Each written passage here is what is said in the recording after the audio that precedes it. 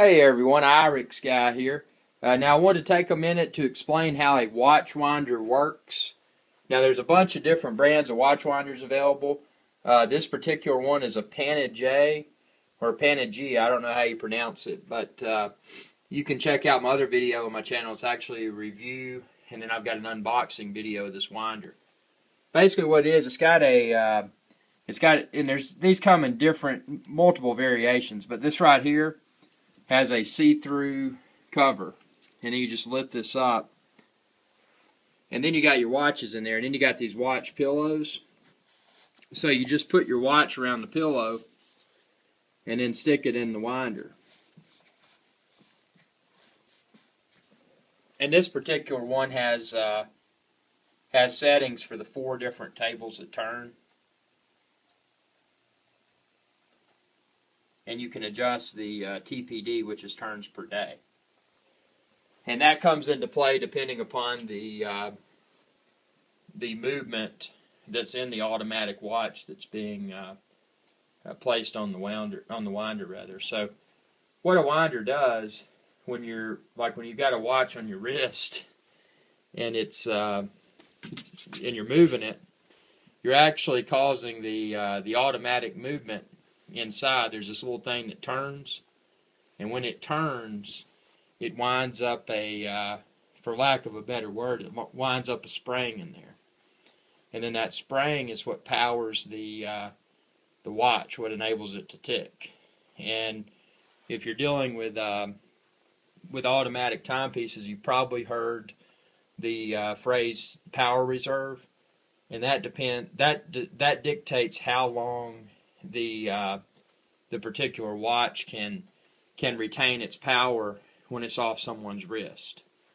So power reserve of 42 hours, if it's off somebody's wrist for 42 hours or more, one could expect it to start to lose its power and stop ticking. And then at that point, you would have to manually wind the watch to get it going again, which is just turning the crown on the side right there. And then from that point forward, it would continue to stay wound from the movement of one's wrist. And that's the whole thing that automatic means, is that it's automatic from the standpoint that that it continues to wind itself while you're wearing it. And then there's manual wind watches that don't continue to wind when they're on your wrist. You've just got to wind them manually at certain intervals, depending upon the power reserve. So now these are all automatic. So what this watch winder does, this table will start to turn, and let me see if I can kick it off here to give a demonstration.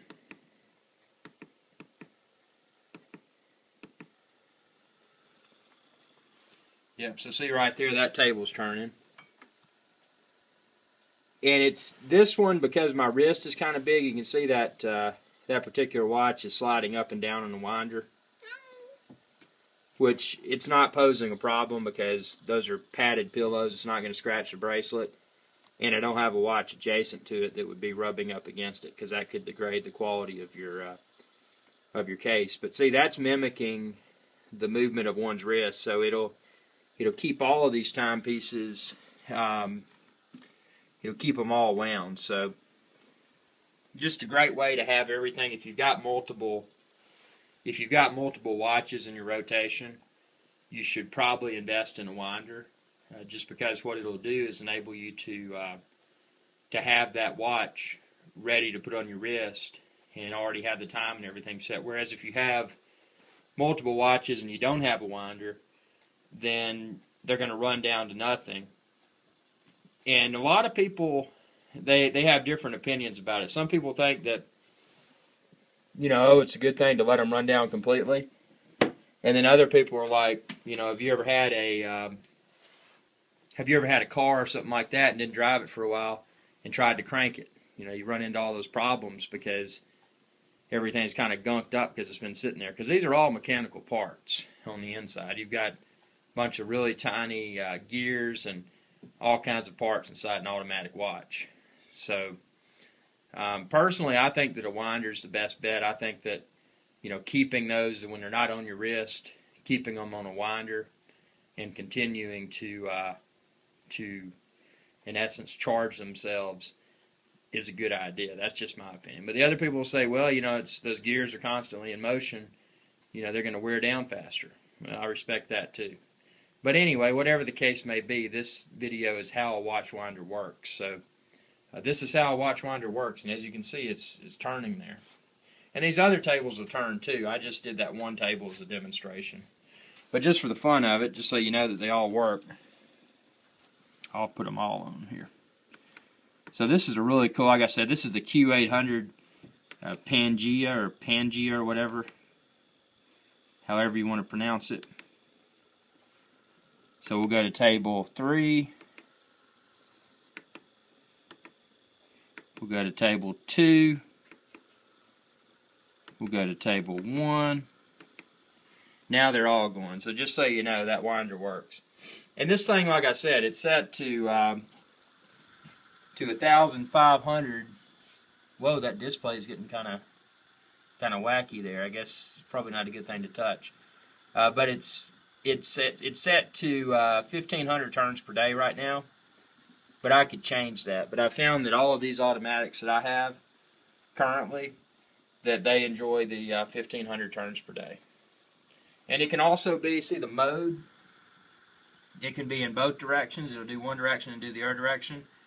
Or you can just set it to where they'd always go right or always go left. So just some really neat stuff if you're into this kind of stuff. And I know it's kind of weird. Not everybody's into it. It's like, man, I got a phone and I can see what time it is. Well, you can, but these things are really cool. I mean, if you're into the design of automatics, you appreciate all the craftsmanship that went into creating them. And just like Sean Coonery over there does, he's like, I'd wear a watch if they had one that would fit my paw. Yeah, I know. Well, thanks for watching. If you haven't subscribed already, I encourage you to do so. It's youtube.com/IrixGuy. Y'all have a good day.